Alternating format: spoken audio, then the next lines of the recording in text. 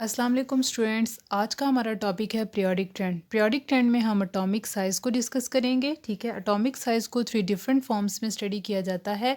Atomic radius, ionic radius and covalent radius. अब इन 3 forms में study करने की वजह क्या है?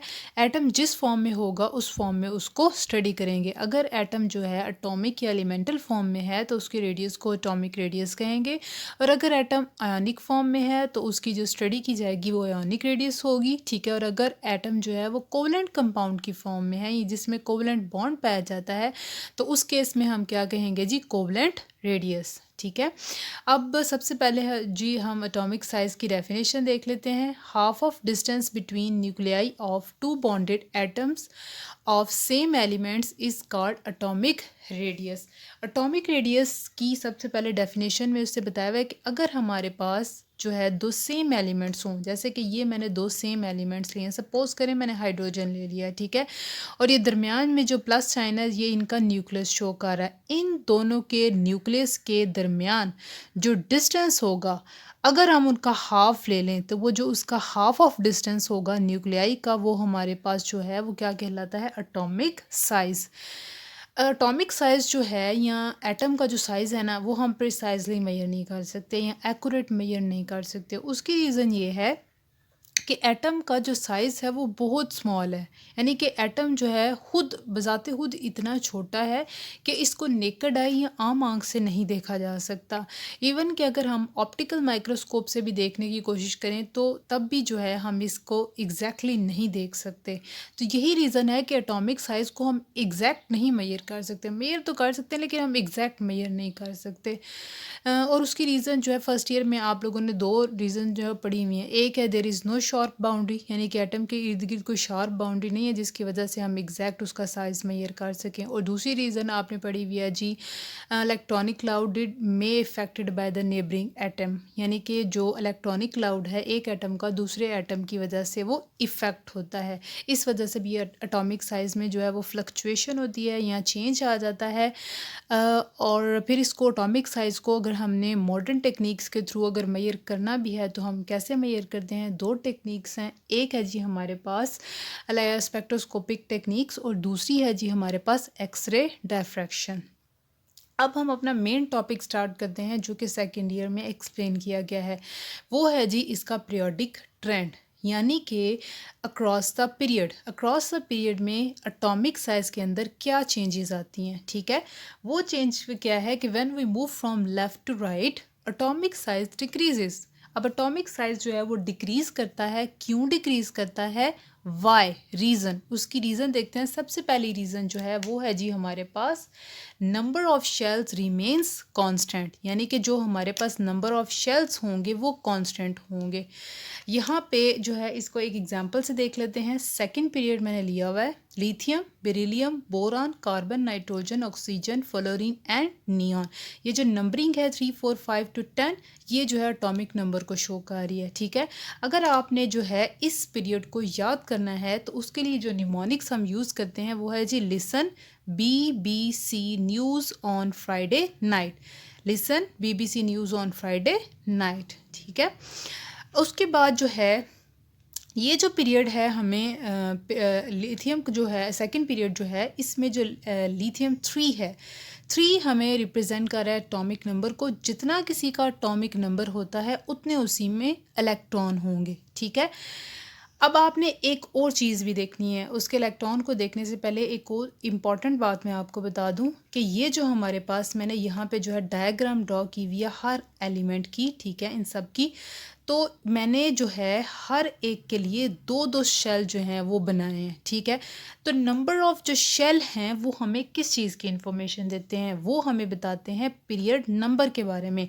अगर हमारे पास 2 शेल हैं तो इसका मतलब है ये सेकंड पीरियड से बिलोंग कर रहा है, यानी कि इसमें के और एल शेल ही हैं। ठीक हो गया, और अगर जो है कोई थर्ड पीरियड से बिलोंग करता है तो इसका मतलब है उसमें 3 जो है नंबर ऑफ़ शेल्स हैं, और यानी कि के भी है, एल भी है और एम भी है। ठीक हो गया, उसके बाद जी हम देख लेते हैं जी एटॉमिक नंबर मीन 3 है, और इसमें इलेक्ट्रॉन्स भी 3 हैं, ठीक है। पहले शेल में इसमें जो है 2 इलेक्ट्रॉन्स हैं, सेकंड शेल में 1 इलेक्ट्रॉन है। जितने किसी एटम में इलेक्ट्रॉन्स होते हैं उतने ही उसके न्यूक्लियस के अंदर प्रोटॉन पाए जाते हैं, ठीक है। तो एक प्रोटॉन के ऊपर जो है वो चार्ज होता है +1। तो अगर हमारे पास 3 इलेक्ट्रॉन हो या 3 इलेक्ट्रॉन्स की वजह जो 3 प्रोटॉन होंगे, उन 3 प्रोटॉन का जो चार्ज होगा वो हमारे पास क्या होगा जी, +3, ठीक है। अब नेक्स्ट अगर हम देखें बेरिलियम को, तो बेरिलियम के केस में क्या है जी, बेरिलियम 4 है। इट्स मीन के 4 इसमें टोटल इलेक्ट्रॉन है, फर्स्ट में 2 इलेक्ट्रॉन और बाकी जो सेकंड शेल है उसमें भी 2 इलेक्ट्रॉन, ठीक हो गया। तो इसके ऊपर जो चार्ज होगा वो +4। अब +4 कैसे आया है, जैसे यहाँ पे मैंने स्टडी किया था, जितने नंबर ऑफ प्रोटॉन उतना ही चार्ज, यहाँ पे जितने इलेक्ट्रॉन उतने प्रोटॉन, 4 इलेक्ट्रॉन 4 प्रोटॉन, तो चार्ज जो है वो +4 न्यूक्लियस की वजह से +4। उसके बाद है जी हमारे पास नेक्स्ट है बोरान। बोरान है जी 5। इसके फर्स्ट शेल में 2 इलेक्ट्रॉन, सेकंड शेल के अंदर 3 इलेक्ट्रॉन्स, टोटल 5 हो गए, 3 + 2, ठीक है। प्रोटॉन कितने होंगे इसमें 5, तो चार्ज कितना होगा +5। अगर हम कार्बन की बात करें तो कार्बन के फर्स्ट शेल में 2 इलेक्ट्रॉन्स और जो सेकंड शेल है 1 2 3 4 इलेक्ट्रॉन्स हैं इसके अंदर, 4 + 2 6, ठीक है। तो चार्ज कितना होगा प्रोटॉन का +6। अगर नाइट्रोजन की बात करें तो फर्स्ट शेल में 2 और सेकंड शेल में 5 इलेक्ट्रॉन, 5 + 2 7 इलेक्ट्रॉन्स। अगर हम ऑक्सीजन की बात करें तो ऑक्सीजन में फर्स्ट शेल में 2 और सेकंड शेल के अंदर जो है वो 6 इलेक्ट्रॉन, 6 + 2 8 और जो चार्ज होगा वो +8। अगर हम फ्लोरीन की बात करें तो फ्लोरीन में फर्स्ट में 2 और सेकंड में 9 इलेक्ट्रॉन्स। सॉरी फ्लोरीन में जो है हमारे पास फर्स्ट शेल में 2 इलेक्ट्रॉन्स और सेकंड शेल में 1 2 3 4 5 6 7 7 + 2 9 इलेक्ट्रॉन्स, ठीक है। और इसके सेकंड शेल में 8 इलेक्ट्रॉन्स और फर्स्ट शेल में 2 इलेक्ट्रॉन, तो ओवरऑल हमारे पास 10 इलेक्ट्रॉन हो गए और प्रोटॉन के ऊपर जो चार्ज होगा वो +10 होगा, ठीक है। अब ये जो चार्ज है ये हमें क्या बता रहा है, ये हमें चार्ज ये बता रहा है कि ये चार्ज बढ़ रहा है। जैसे जैसे हम लेफ़्ट टू राइट मूव कर रहे हैं या लिथियम से नियॉन की बात करते हैं तो चार्ज बढ़ रहा है, +3 से +10 हो गया। तो जैसे जैसे चार्ज बढ़ेगा इट्स मीन न्यूक्लियस की अपने आउटर मोस्ट इलेक्ट्रॉन पे जो होल्ड होगा वो ज़्यादा स्ट्रॉन्ग होगा। न्यूक्लियस जो है इलेक्ट्रॉन को ज़्यादा फोर्स के साथ जो है वो अपनी तरफ खींचेगा या पुल करेगा, ठीक है। तो उससे क्या होगा, जब इलेक्ट्रॉन्स को खींचने की कोशिश करेगा तो उससे जो उसका साइज़ है एटम का वो डिक्रीज़ हो जाएगा, ठीक है। तो पहली रीज़न हमारे पास क्या होगी कि नंबर ऑफ़ शेल्स जो थे वो कांस्टेंट थे, ठीक है। दूसरी रीज़न क्या होगी, न्यूक्लियस के ऊपर जो चार्ज है वो इंक्रीज़ होता जा रहा है। तो जब चार्ज इंक्रीज़ होगा तो जो न्यूक्लियर फोर्स है वो इंक्रीज़ होगी, तो एज अ रिज़ल्ट जो है वो साइज़ डिक्रीज़ हो जाएगा। अब ये जो हमने स्टडी किया है सेकंड पीरियड, सेकंड और थर्ड पीरियड में, सेकंड और थर्ड पीरियड के केस में ये जो डिक्रीज़ है ये बहुत ज़्यादा प्रोमिनेंट होता है। लेकिन अगर हम बात करें फोर्थ और फिफ्थ पीरियड की, तो फोर्थ और फिफ्थ पीरियड के केस में ये प्रोमिनेंट नहीं होता, यानी कि जो है वो डिक्रीज़ तो होगा लेकिन इतना ज़्यादा वाज़िया नहीं होगा। अब उसकी रीज़न क्या है, उसकी रीज़न है जी डी ऑर्बिटल्स, रीज़न है जी डी ऑर्बिटल्स, ठीक है। क्योंकि फोर्थ और फिफ्थ पीरियड में हमारे पास जो है वो डी ऑर्बिटल या डी ब्लॉक या ट्रांजिशन एलिमेंट शुरू हो जाते हैं। आपने अपनी बुक खोलनी है, ठीक है। वैसे तो हम पीरियोडिक टेबल को प्रीवियस लेक्चर में स्टडी कर चुके हैं, ठीक है। तो उसमें मैंने आपको डिटेल से बताया कि फोर्थ में जो है वो डी ऑर्बिटल्स इन्वॉल्व होते हैं, तो जिसकी वजह से फोर्थ और फिफ्थ में इतना प्रोमिनेंट चेंज नहीं आता।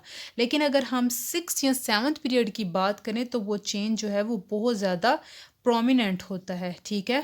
हालांकि हायर मेंबर्स के अंदर अगर हम देखें तो इतना प्रोमिनेंट नहीं होना चाहिए था, लेकिन सिक्स्थ और सेवन्थ पीरियड में ये बहुत ज़्यादा प्रोमिनेंट होता है। इस चीज़ को हम कैसे स्टडी करते हैं, इसको हम लेंथेनाइड कंट्रैक्शन की फॉर्म में स्टडी करेंगे।